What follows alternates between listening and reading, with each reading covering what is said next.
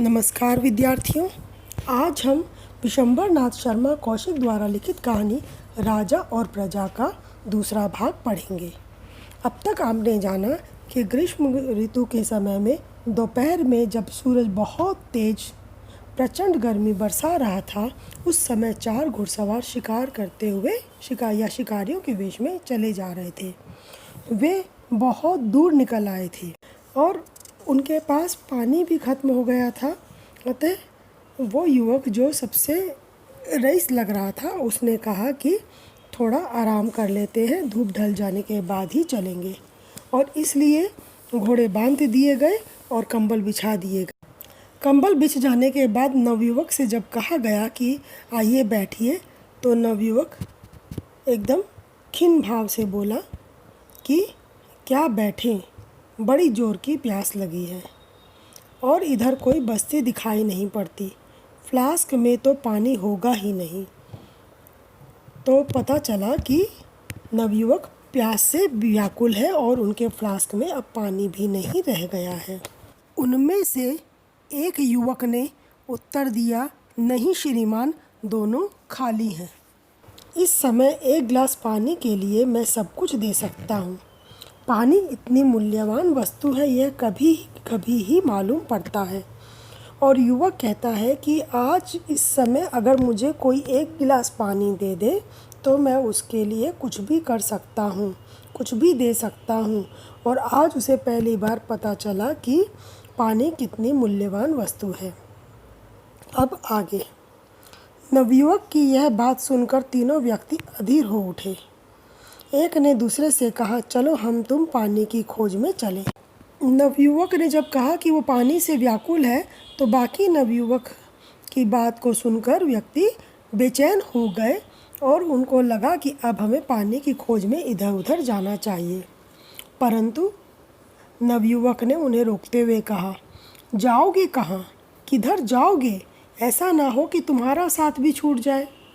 कि एक तो हमें यहाँ जंगल में पता ही नहीं पानी कहाँ मिलेगा, तो कहाँ जाओगे? तो एक युवक ने उत्तर दिया कि साथ नहीं छूटेगा, क्योंकि वो थोड़ा बहुत ढूंढ कर देखेंगे पानी और वापस इसी स्थान पर लौट कर आ जाएंगे। अच्छा जाओ, लेकिन बहुत दूर मत जाना। नवयुवक ने कहा कि ठीक है जाओ, लेकिन बहुत दूर मत जाना। क्यों? क्योंकि बहुत दूर चले गए फिर रास्ता भटक गए या पता नहीं चला या बहुत देर हो जाए, तो अच्छा है कि जल्दी ही वापस आ जाए। वे दोनों व्यक्ति अपने अपने घोड़े पर जीन कसकर चल दिए। उनके जाने के थोड़ी देर पश्चात एक देहाती लोटा डोर कंधे पर डाले हुए सामने आता दिखाई दिया। उनके चले जाने के बाद वहाँ जो नवयुवक रह गया और एक व्यक्ति रह गया। उन दोनों ने देखा कि एक देहाती जिसके कंधे पर लोटा है और एक डोर बंधी हुई है उसके साथ, वो डाले हुए आ रहा है। नवयुवक ने अपने साथी से कहा, यह व्यक्ति जो सामने से आ रहा है इधर का ही रहने वाला मालूम होता है, इसे बुलाओ। नवयुवक ने कहा कि लगता है ये व्यक्ति यहीं का रहने वाला है, अर्थात इसी के जिस जगह वो गए हुए हैं उसके आसपास का ही रहने वाला है, और उसे बुलाने के लिए कहा। दूसरे युवक ने हाथ के इशारे से देहाती को बुलाया। देहाती के आने पर नवयुवक ने उससे पूछा, क्यों भाई, तुम इधर के ही रहने वाले हो? युवक को बुलाया गया और उससे पूछा कि तुम कहाँ के रहने वाले हो, क्या यहीं के रहने वाले हो? देहाती ने दोनों को सिर से पैर तक देखकर कहा, हाँ साहब, रहता तो इधर ही हूँ। देहाती ने पहले दोनों को सिर से पांव तक देखा, जानने की चेष्टा की ये दो कौन हो सकता है, और क्योंकि दोनों धनाढ़ परिवार के थे, और देहाती मतलब ग्रामीण, गांव का रहने वाला। और उसने कहा, हाँ मैं इधर का ही रहने वाला हूँ। यहाँ कहीं पानी मिल सकता है? देहाती ने कहा, मिलना तो चाहिए। चाहिए की बात तो मैं नहीं पूछता, मिल सकता है। हाँ, तलाश किया जाएगा तो मिलेगा क्यों नहीं। तो उसने कहा, नवयुवक ने, मैं चाहिए की बात नहीं पूछ रहा, यहाँ मिल सकता है कि नहीं ये बताओ। और देहाती ने उत्तर दिया कि अगर ढूंढा जाए तो क्यों नहीं मिलेगा, तो लाओ कहीं से, हम लोगों का प्यास के मारे दम निकल रहा है, तुम्हें इनाम मिलेगा। तो उसने कहा कि तो ठीक है, अगर मिल सकता है तो ढूंढ के लाओ पानी कहीं से भी। अगर वो पानी ले आता है तो उसे इनाम मिलेगा। देहाती बोला, मेरे पास तो यही लुटिया है, आपके पास कोई लोटा वोटा है?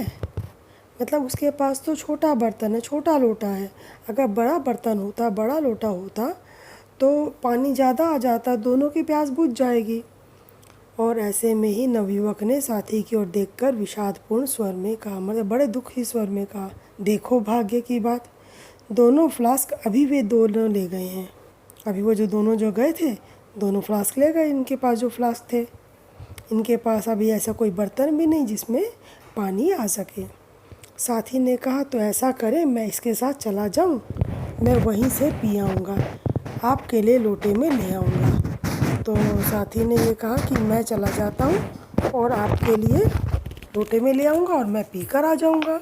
नवयुवक ने प्रसन्न होकर कहा, हाँ यही ठीक है, जाओ जल्दी जाओ और पानी ले आओ। युवक देहाती के साथ एक और चला गया। 20 मिनट पश्चात दोनों लौटे। देहाती के हाथ में जल से भरा लोटा था। तो 20 मिनट में देहाती और युवक दोनों लौट गए और उनके हाथ में लोटा पानी से भरा हुआ था। नवयुवक ने पूछा, पानी कहाँ मिला?